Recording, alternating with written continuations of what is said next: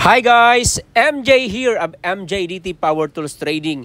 Now, naghahanap ka ba ng welding machine na versatile at the same time handy?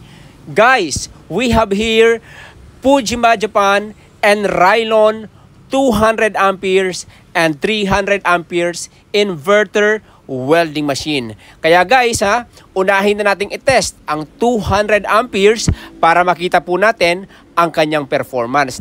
Alright guys, so sundan lang po natin yung nasa video po natin kung paano po nilalagay yung mga cables. At the same time, isaksak na po natin yung ating machine. On po natin yung kanya pong switch. At ayan guys, makikita po ninyo, ma-under na po yan. At dito naman guys, sa knob na ito, ina-adjust yung kanya pong amperes. Depende po sa laki ng ating welding rod.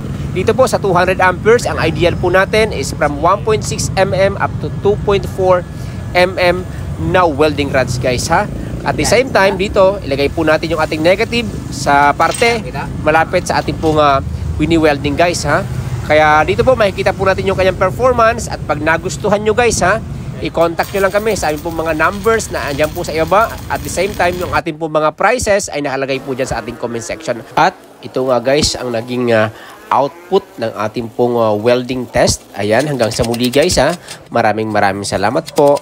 Bye-bye.